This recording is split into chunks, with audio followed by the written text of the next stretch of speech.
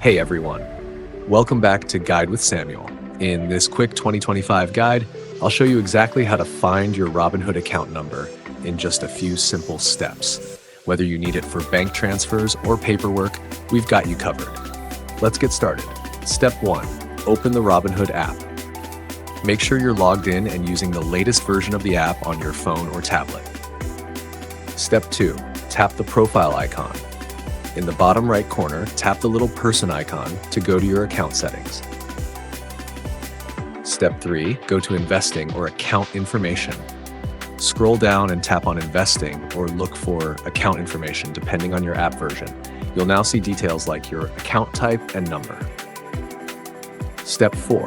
Locate your account number.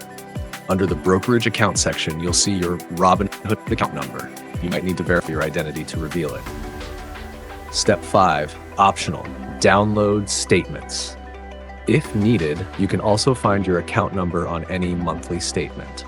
Just tap Documents and view your most recent statement. Tip. Your account number is private. Don't share it publicly.